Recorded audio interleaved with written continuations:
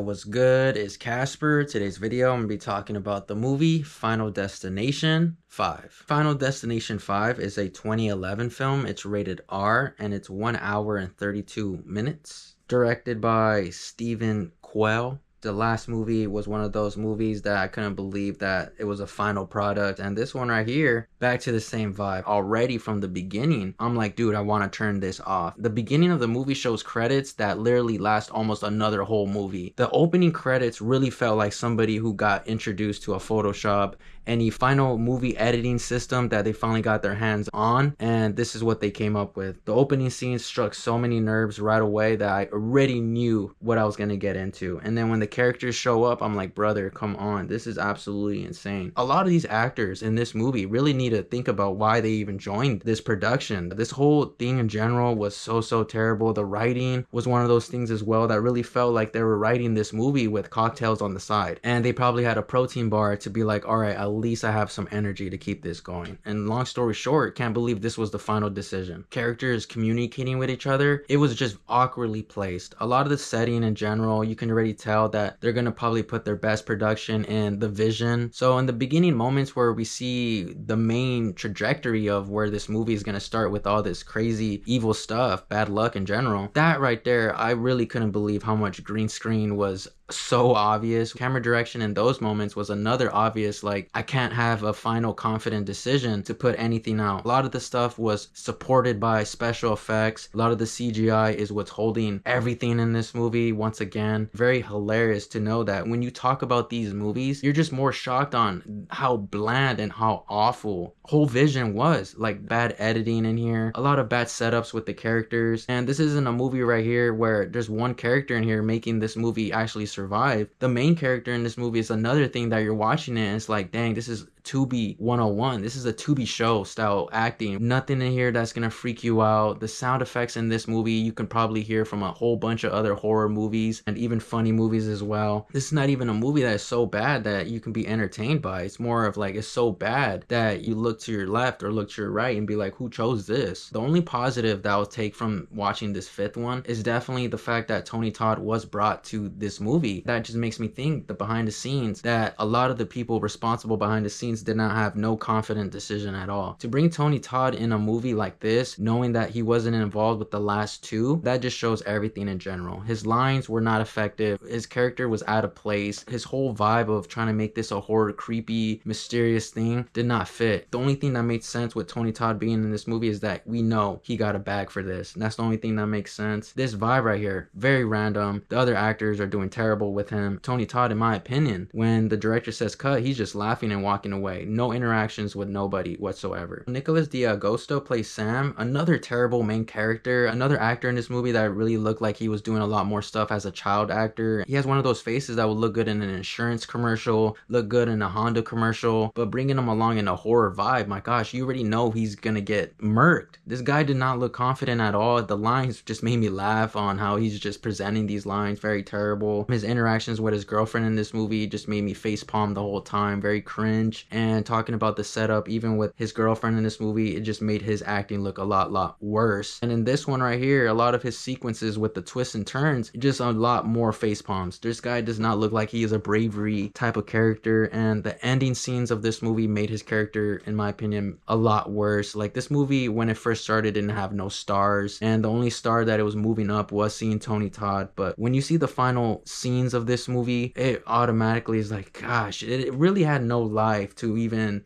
have a spark at all. Just overall terrible acting with his character. How the heck did this guy get this role? There's like so many other people that could do better than this for sure. Miles Fisher plays Peter Fritkin. He's the Tom Cruise stunt double, and that's exactly what I thought when I first saw him on screen. Why in the world are they putting a stunt double guy that looks like Tom Cruise in this movie? That's like gonna throw you off right away. Like, this guy looks like Tom Cruise every time he shows up. His acting, one, just made me cringe in so many moments. You can tell he's an actor that really thinks that because of his look look. He can really pull anything off, but that's why you're a Tom Cruise stunt double, you know what I mean? You're not gonna have that front of the camera shining star type of aura. You're definitely, you look like someone else, you know, go play that person. And in this movie, when I saw that he was the twist and turn at the end of the movie a little bit, it just was one of those decisions where I'm like, gosh, I would quit my job if I knew this was about to happen. I saw his character interact with other characters when he's performing his lines. None of those moments really felt natural at all. You're just looking at a screen full of characters that look like a satire type of thing. He's been in the movie superhero movie, and in general, a lot of his acting did fit that superhero movie vibe in this movie. And that's exactly what he looks like, a actor that would fit perfectly for a superhero scary movie type of movie where you can have him play a really big famous actor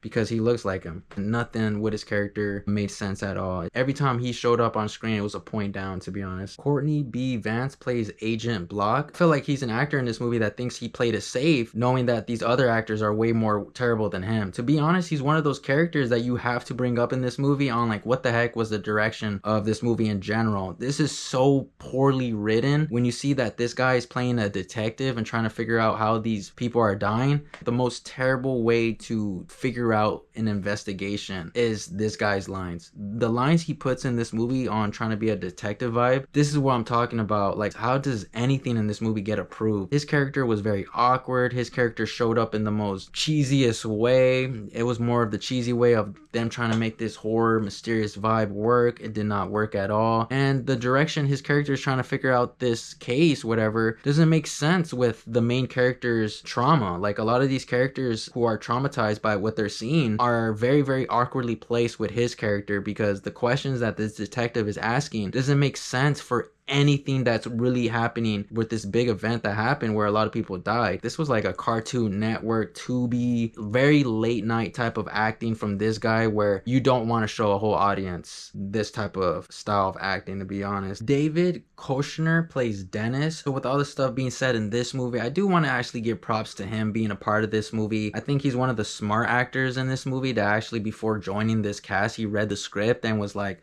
okay, they need me. Honestly, a lot of his lines weren't the best, but while I'm watching it, I thought it was pretty funny that a lot of his character style in this movie was just very, very confused. His look in general, like I'm saying, how this script doesn't make any sense. I mean, his look really didn't make any sense in this movie. I think him and Tony Todd were the only things in this movie where you can visually watch the screen and be like, okay, thank goodness there's something that we could look at. The director is trying to make stuff look unique and make sense, but this movie, there's like a first half of this movie where it's just barely surviving, and the second half is like it had a script to follow and actually move. A lot of the moments in here with a lot of the actors as well did feel like somewhat like skits. Like, there was this character's turn to go through it and we're gonna focus on this character going through it. And I think that's why a lot of the transitions, the editing was so bad, because a lot of the setups in general, it just really doesn't make any sense. It just felt like this character's turn, now let's go to the next character about to go through it. This movie doesn't have a long runtime, but if you are in those scenarios, you watching this movie with a date or something could feel like forever. So be careful on who you're choosing to watch this movie. The ending scene in this movie really pissed me off as well, because now this movie is now a beginning one from the first one. The first two were the best ones, and for this one to be the prequel of the first one, on it being a twist like that, yeah, somebody's getting fired. So after my watching the movie Final Destination 5 out of 10, I'm gonna have to give this movie a 1 out of 10. So that's my movie review for the movie Final Destination 5. Shout out to you guys for tuning into the video. Thank you guys for watching, and we'll see you guys on the next one. Peace, y'all.